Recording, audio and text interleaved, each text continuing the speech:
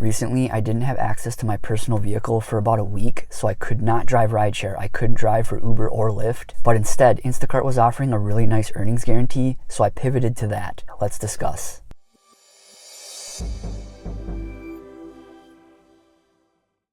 Recently, I purchased a new vehicle from a dealership, a certified pre-owned, but when I got home, I could smell coolant, so I brought it into the dealership to have them take a look at it. They had my vehicle for a week, which was ridiculous.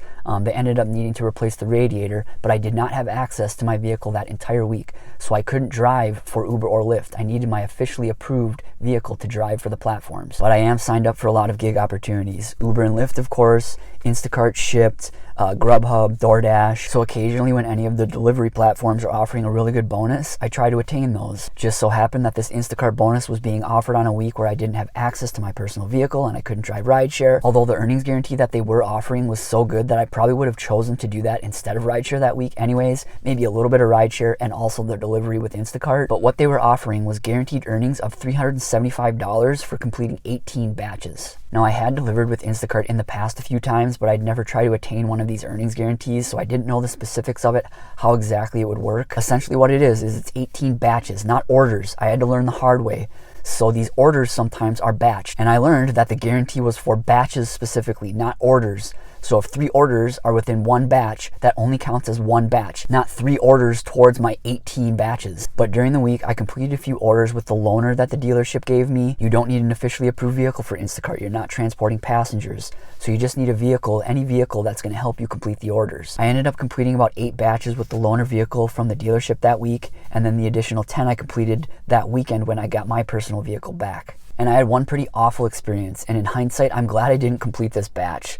It was a batched order at Cub Foods, a local grocery store. It was 3 orders within one batch. All of the deliveries were within 5 miles. I ended up completing about half of the batch when I noticed that my phone was dying. Also, I had about an hour and a half before I needed to pick up my girls from school, and I looked at this and I figured I did not have enough time. I still had to complete half the batch. I had to check out with all of those 3 orders, and then I also had to still make the deliveries and then get to my girls' school in time to pick them up. So about halfway through, I looked at the time. I knew I wasn't going to have enough time, so I just abandoned the cart. I just left it there. I then contacted Instacart support and told them that I could not complete the batch because my phone was dying. Instacart support was very understanding, and they removed me from the batch and opened it back up to the platform.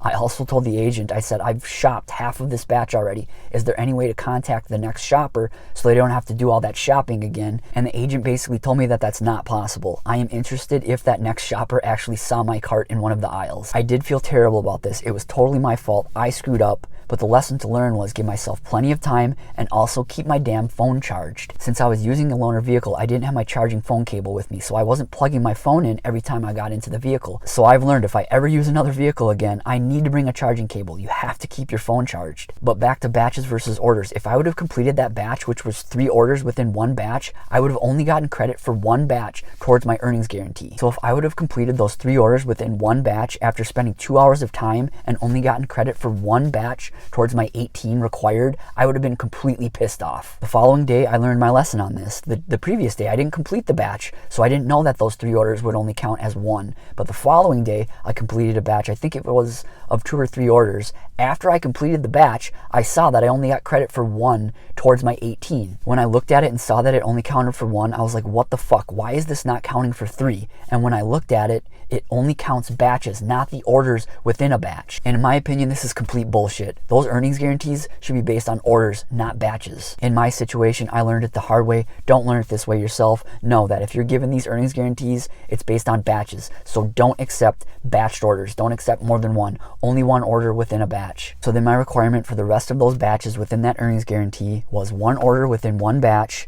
Typically, I wanted the order to have less than 15 items. I also wanted the store and drop-off location to be located within about 2 or 3 miles of my house. I live in a pretty dense area with a lot of stores within a half mile of my house. So here are my earnings for that week. I earned $432.28. What I actually earned in batches alone was $119.23, so just over $6 per batch. And in order to reach that guaranteed earnings of $375, they had to bonus me $255.77. Those earnings guarantees do not include tips, so I earned tips of $57.28. Add the $57.28 in tips plus the guarantee of $375, and again, my total earnings were $432.28. My active hours were just under 12 hours and I completed a total of 18 batches. Again, these are active hours. This is only when you're actually shopping. But I was probably logged into the app and online for a total of about 17 or 18 hours. So not too bad overall, especially with this bonus coinciding on a week where I couldn't drive rideshare. Another bonus about delivery is I put a lot less miles on my vehicle than I do compared to rideshare. I put on about a quarter of the amount of miles that I would have put on compared to driving for Uber and Lyft. So again, the main thing I can recommend when chasing these earnings guarantees with Instacart is always accept one order within one batch.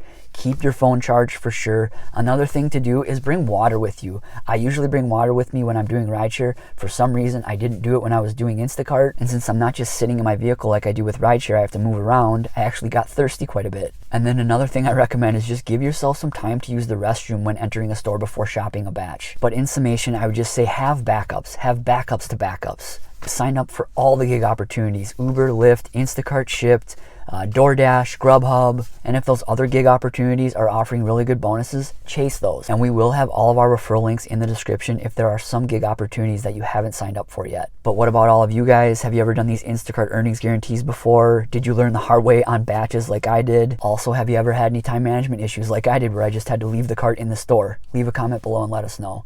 Thanks again for watching and drive safe. Thanks.